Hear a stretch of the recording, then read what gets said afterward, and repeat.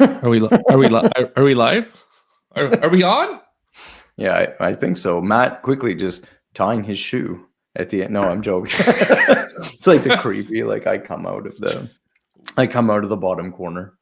Wake up and deliver. Wake up Episode and deliver. 16. Running on Yeah. track. Hopefully Matt's video is fine and no internet interruptions. Sound quality is better. We don't know. Magical things happen on this show every week.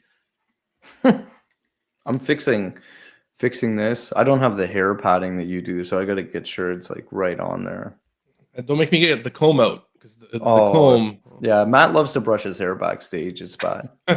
And the beard and everything. You got to look a little bit of powder on, make it all. Anyways, good morning, everybody. How's everybody doing this morning? Thank you all, and happy Easter for everybody joining today. I know it's a holiday for some, but not all. Everybody that's on live with us, thank you as always. We're going to start off like we always do with some wonderful coffee for the brain. I have to find a name that I can stick to because every week I kind of change it. Moments with John in the morning. I thought brain food was fine. Brain food is fine. Okay, brain food. We're gonna go with brain food. What you're taught isn't always what matters. Well, I mean, like, I think this one's pretty obvious. I don't know where you got this one. This one's a lot less deep than some of your other ones. It's Easter Monday. I wanted a very solemn, quiet kind of thinking process. Nothing too deep. Well, I mean, I think that one can go in a lot of different directions, but I think probably for everyone watching, let's keep it super simple in the sense of, I think this is a great little tagline for even everything that's going in the world right now, right? I mean, people have built all kinds of organizations and operating flows and supply chains around what they thought they could do, what they were taught to do to be successful in X, Y, or Z industry. And I think everyone has seen just how quickly that can get upended. Mm-hmm. I think it's true. I think you should always be open-minded, and that's what it's saying there. And just because you were taught something, shown something one way, and don't be set in your ways, be open to alternatives and other things. But that doesn't mean that you should uproot your foundational understanding of things and fundamentally listen to extremes without evidence-based knowledge as well. Let's not just kind of listen to everything you see on the internet either. Always fact check. John, always listen to Matt. That's the moral of the story here. Yeah, that's true. Well, sorry, wait, no. No. Funny enough, though, Matt sends me a lot of stuff. I'm always like, now I never know, right? Because he gets all these crazy, either AI this or that. I'm like, is this real? Is it not real? I think I probably spend more time fact checking your links than anything else because I'm like, this can't be real. I mean, they usually are. In all fairness, they usually are. So I mean, I sent you some gold this weekend. Some, how to set up certain agents and a whole bunch of different things that were, I think, quite good. Not everything needs to be fact checked. Or did I remind you of something just now? Well, yeah, I'm going to try to find it while we're chatting. Just because of the fact that the concept of these companies, like you're talking about, when you're saying about, yeah, here it is. Okay, let me just see what I can do. Sorry, I'm like rambling while everyone's listening, but like the concept of agents and things like that. And I think probably one of the things that people are maybe not ready for or thinking about enough is just how much these companies like a Microsoft, like a Google, like an OpenAI, Anthropic are just pouring into this stuff, and how disruptive a lot of these things will be. You know what I mean? At some point. So here, I just sent you, Matt, in our private chat, the last link, something that I saw the other day that I thought was crazy when you think about AI. And then when you also think about what does it mean if you just get away from the systems for a second, but what does it mean for everybody and their business, whether you're in supply chain sort of logistics operations or not, what does it mean when you have something like this? So, which is talking about who's investing what into AI. Now, you guys know Matt and I are Canadian, so we've got like that little sliver of that North American slice over there at 15 billion. But you can see the US has invested for over 470 billion. China's around 120. And those So countries alone are just nerfing the world, which means they are inherently going to be setting precedent, setting expectations when it comes to how business is going to continue to operate, even more so than what they do today. I got a question on that though. So when it says $471 billion invested, but is it and then 119 billion for China invested? Is it equalized to dollar to one of the value? Because I could see the Chinese investment of 119 billion being equivalent to the 471 billion of American, because the cost of that investment is a lot lower in China. Same as the Canadian investment might be a lot lower. There might be government subsidies or whatnot. That 15 billion could be a lot higher when it's compared to the American system or other countries. So I'm curious on, do you know if there's My understanding of this is that it's been normalized to USD. Yeah, but I'm not talking about the normalization of dollar to dollar. I'm talking about the normalization of value of cost. So me, let's say I cost me as a AI analyst in the United States, I have my salary is $250,000 and I'm working on a project. But the AI analyst in China is, call it $50,000 American. So the investment of the same person is 5 times less in China. Oh, okay. I mean, that's interesting. It doesn't actually say, you know, based on what, like it's really talking about dollars invested, you know, by like firms and outside things. So, I mean, your point about the fact that like $100 billion in China could probably go a lot further than 100 billion in the US is probably fair. I think probably with what's maybe a little bit more scary is the fact that China kind of took a bit of an Apple strategy, let's say, right? Like, I mean, there's a really popular kind of concept in sales that, you know, you get this first mover advantage when you're in sales and bringing a product to market, which obviously can be true. But there's also, you know, another stream of thought that's like, I'm going to let someone else kind of like smash through all the potholes, and then I'm gonna come in from underneath and really crush it. And that's kind of a little bit more what Apple had a lot of success with, you know, from sort of the late 90s onward, which was just kind of perfecting and bringing a whole new level to a lot of the products that were essentially already out there. You know what I mean? And just doing it in a much different way. Yeah, because when I'm thinking about data centers, when I'm thinking about servers, when I'm thinking about cost of technology and everything that is, I can see the Americans having a higher input cost Hmm. than China, and them waiting for the Americans to do certain things first, and plus they have to do it in a different way. That's why what is it called? DeepSync Deep was not real. seek. DeepSeek was modeled a little bit differently, and they found a cheaper way of doing it than what everybody else was doing it in the United States, because they had limitations on certain technology and the way they had to go about it. So I'm curious about that equivalency of that dollar investment. They might seem like they're investing less, but I would argue that their investment is greater than the American if they're equated to an equal value system. That is my take. We're not going to spend too much time Yeah, on I that agree. aspect. I like that take though. I think that that's pretty fair. Well, why don't we why don't we then jump out, since we're just talking about China though? Why don't we just maybe shift quickly, talk a little bit about DHL, I was since going to that's do talking to China, or the soybeans? I was going to do the soybeans first. All right, let's do the soybeans.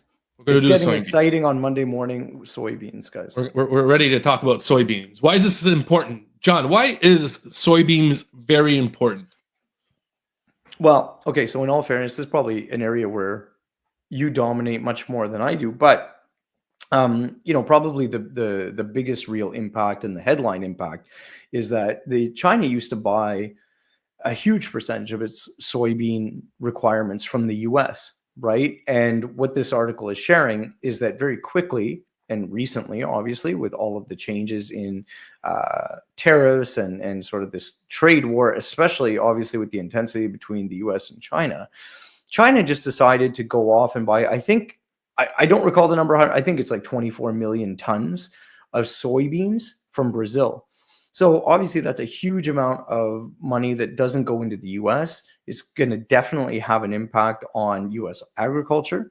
Um, uh, because China, with respect to soybeans, was a major exporter for the U.S. Like it was a major source of export for the U.S. An importer of American soybeans.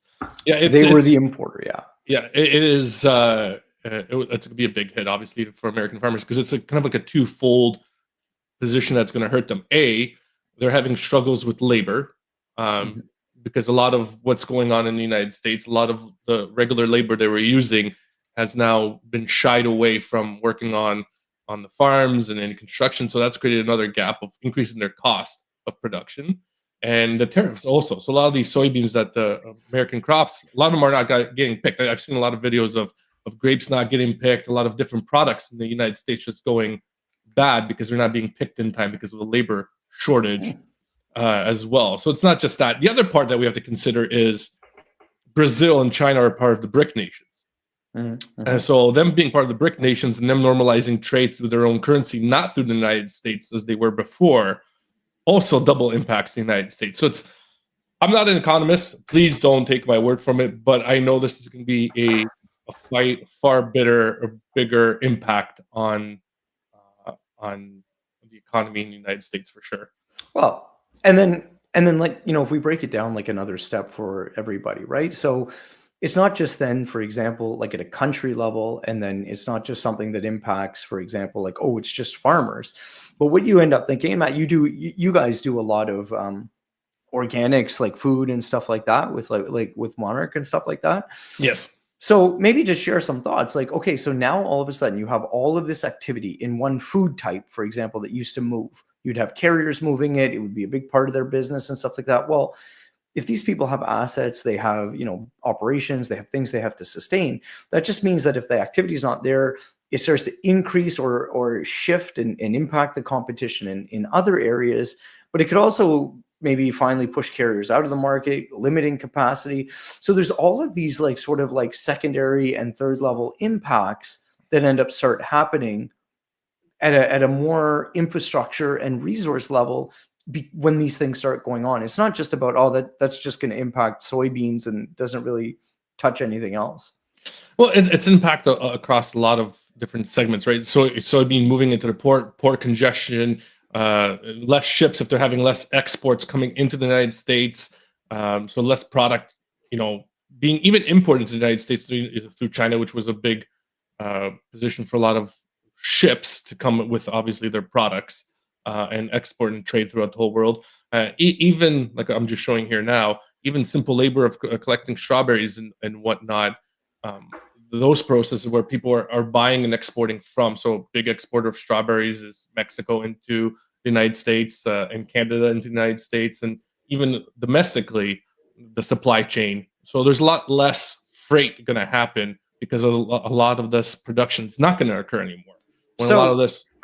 Sorry, finish your thought. I'm going to ask you something at the end. I was going to say, so a lot less of this production is happening. Obviously, the volumes are going to hit the transportation, which is then going to drive those prices, which were already at record lows, or not record lows, but low numbers for sustainability in the marketplace. They're going to drive the numbers back down. So we had a blip of a little bit of domestic uptake, but as season comes in for produce, a lot of produce does go elsewhere from the United States. The domestic market doesn't consume, like we talked about, the soybeans. There's not a big soybean consumption in the U.S., right? That goes to Southeast Asia, and a lot of these countries are not going to be importing that product right now.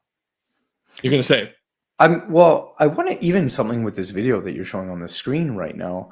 Like, imagine like these people that you're seeing there picking. Like, I mean, we're not just talking about picking and then that is picking to retail ready packaging. Like they're literally using flats. They're using the plastic containers that are essentially then going right on grocery shelves. Like absolutely wild to understand. Like these are the activity levels that were going on. Like, do you know where's this video from? Is this? I believe it was California. This is an American operation. Yeah, I didn't want to scroll up because there's some political views in there that start off with the messages It is Instagram. Like it's not. So I'm trying to keep the messaging that's showing that is quite friendly for everybody. But this is But but this is kind of a good example of, like, when people are talking about bringing things back at home and stuff like that, or wherever it could be, like it or not, the reality is there are not too many born and raised Americans, and I'll be honest, or Canadians as an example, or Europeans. or European, that kind of would have any interest in doing this level of work. Like it's become sort of like, not, it's just like, let's call it culturally pushed out, right? You know what I mean? Like we've kind of taken the luxury of being like, oh, we should be doing different types of things, we should do other types of things, to sort of have gainful employment or whatever. So no judgment whatsoever on the value or the need or anything of these roles, but I think it's pretty fair to say, especially for someone like myself, like I grew up in my adult, like sort of teen years, and then like through the 90s, the end of the 90s and stuff like that. So dating myself a little bit, and I can tell you that, like, all of the cultural kind of aspects were more about, like, these white collar jobs, whether it was computer programming, whether it was like lawyers, doctor, like, all of these things that everyone kind of pushed you towards. There was no one really talking about, hey, get into trades, get into this, get into that. And we're seeing the impact of that, decades later, of what that mentality did. Yeah, and we're starting to see that reverse push now. Obviously, in the Canadian election, and we saw it in the American election as well. Of this, hey, we need to get our trades back into this. We need to get industry back into this. And I think it's a very difficult sell, because it's not easy labor all around. It's not easy work, and it's not work that you can make the American dream of multi-millions. Eventually you can create a system that it will get you there, and it's a lot different work, but you need further education on top of that education of a tradesperson to get to that level. So it's kind of like how do you achieve that American dream? And then this is why, like, I know when my parents came over, my dad worked construction, my uncle worked in Niagara on some of the farm fields, and collecting and picking, and that was the jobs that were easiest for easy labor to get in, because you didn't need there was no language barrier. When you're working on the fields, it's a lot easier. So that's what some of the struggles that I think we're going to see across Canada and the United States, where the younger generation, millennials, I can maybe my son likes working on the farm, but my kids like my son's age unlikely wanting to go work and do farm work as previous generations or us. Because in school, when I was in school, everybody was like, hey, like you said, get into university. Once you get into university, you're gonna have a 6-figure job. Not necessarily true. So we're going to have this kind of like middle class break, I think, and even lower class break of what should we do, and do we really want to do this kind of activity? But let's not dwell too much on that. No, for sure. So now let's kind of like, we'll keep pushing a little bit. I see that Matt and I inadvertently have a theme today, so it's kind of cool because we didn't plan this. But now, so you're talking about obviously this shift in terms of like what China is doing with the US with something like soybeans. Okay, there's also some information that was starting to come out last week just about how much the port volume is down, and that that's going to continue to increase if things stay the way that they are, and all of the impacts around the ports. And that's related to things, for example, like this that you're seeing now on the screen from DHL, where DHL has basically said, hey, anything that's over $800 going into the US, we're kind of putting a pause on that. We're going to suspend those shipments right now. It seems funny. Why $800? That's a very specific number. That's very odd, John. Like I don't get it. No. Well, I know you think 800. That's not the de minimis stuff. That's kind of the thing. So this is kind of like there was another threshold that sort of the Trump administration had adjusted, which was down from about 20, which was set around $2,500 before. So that if it was over $2,500, it would require a different kind of like clearance. They dropped it to 800 as well to kind of match that, consumer level, or that like sort of duty free level.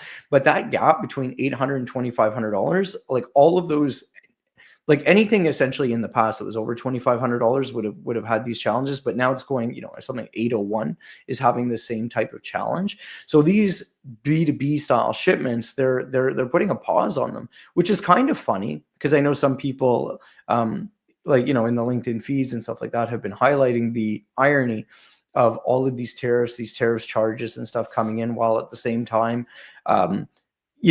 even people like Temu and Shein are still able at the moment, to send stuff into the US under the de minimis because they haven't been able to kind of clean that up yet, despite the fact that everyone knows it's coming away.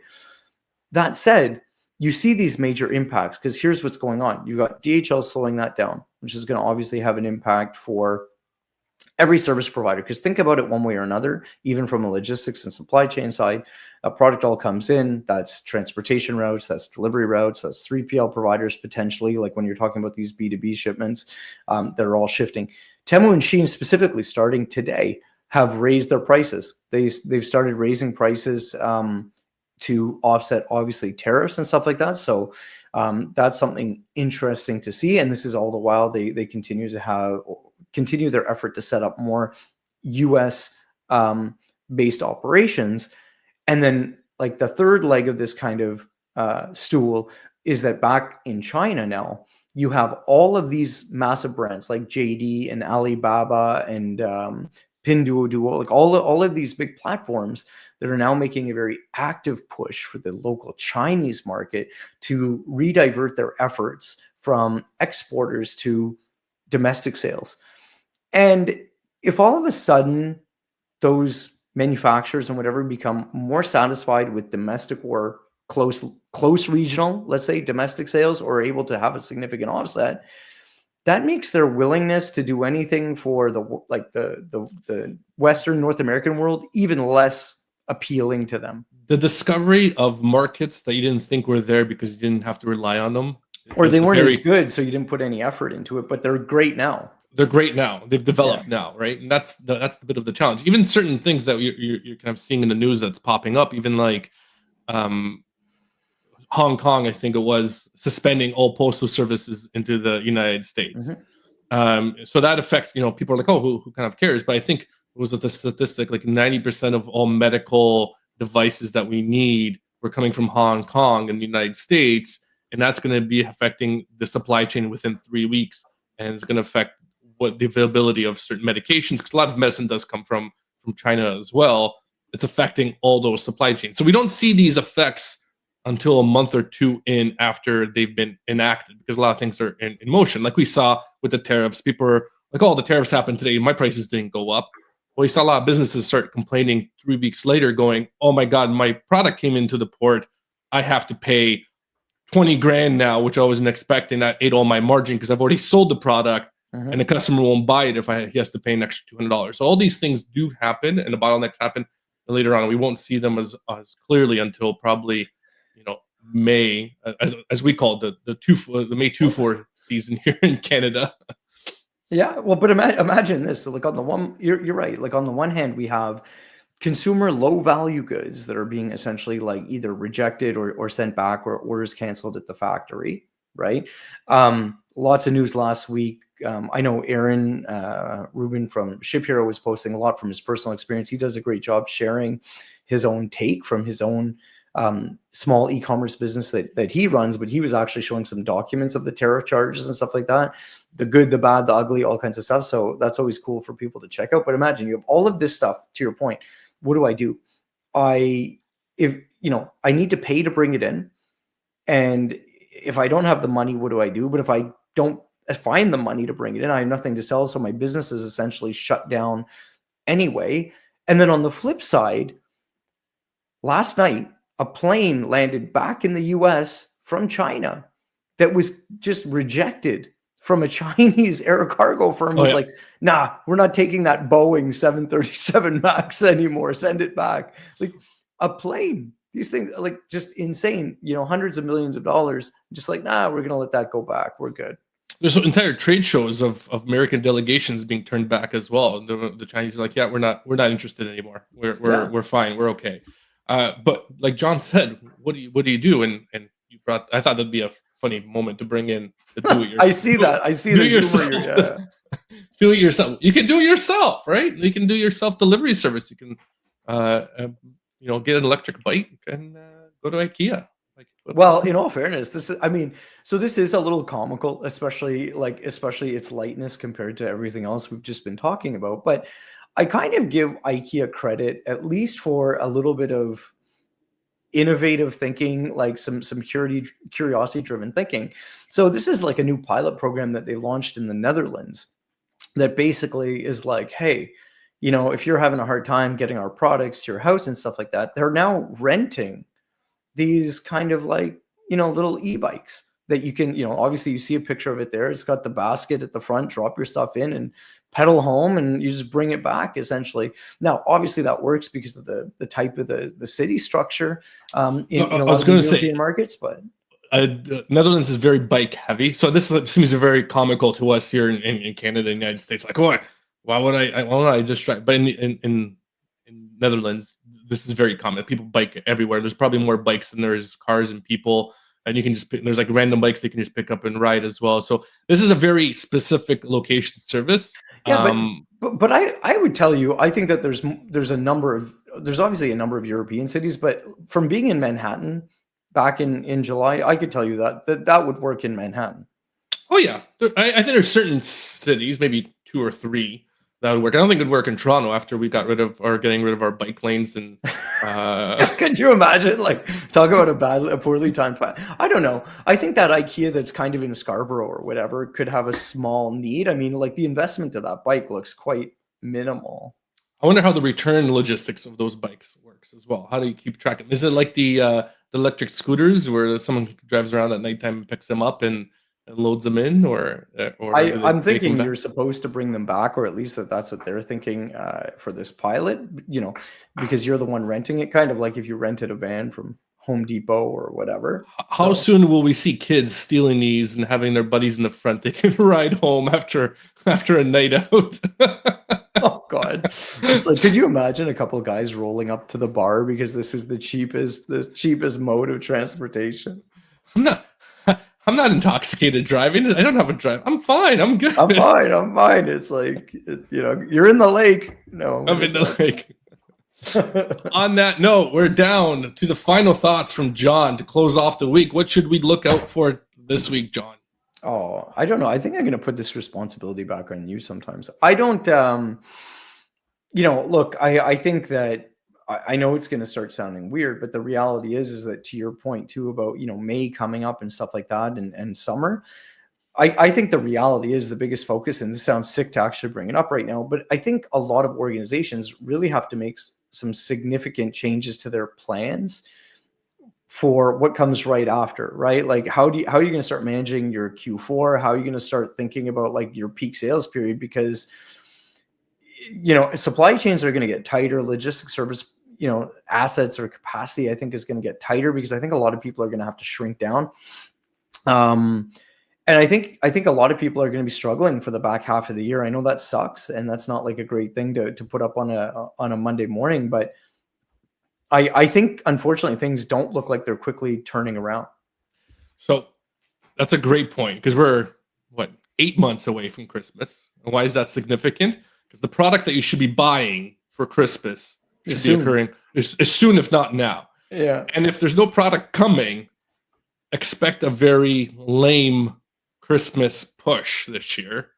That probably will affect your overall supply chain. And so you should be really rethinking, like, and we're not saying doomsday, but have a scenario in mind where your regular levels of Christmas holiday pushes might be a tad lower than expected. So what can you do today to be more efficient and more nimble, and maybe reduce some costs that you weren't thinking of before? Yeah. I'm not talking about just getting rid of labor. I'm not talking about just the traditional slashing and hacking, but how to become more efficient, like John and I have always talked about, and we could always reach out to us for more details. Automate it, AI agents, whatnot, help bring some of that cost down so you can be far more effective and start working on that December Q4 push. The other thing is, I would offer and recommend to anyone, even if you don't normally shop there, start looking at Shein and Temu, especially this week. They made quite a number of public kind of announcements about raising prices and this and that, and everybody has been sort of banking on the fact that this is going to be the end of these importers and stuff like that.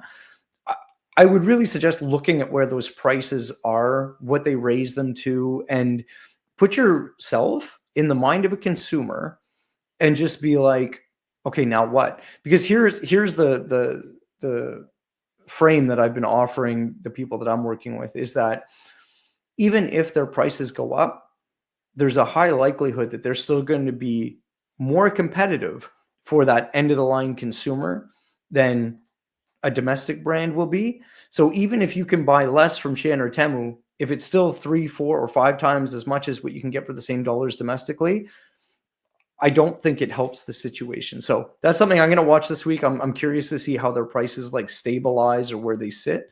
And then, I think that that's going to be telling for, e-commerce, direct to consumer kind of retail for the next sort of 6 months or so. And on that note, thank you again for everybody for joining us for another Wake Up and Deliver Season 2, Episode 16. Join us next week. Same loading time, same loading dock, Same door. Same door, same location. It's steady. Like it's the driver's dream right here. All right. On that note, goodbye, everybody.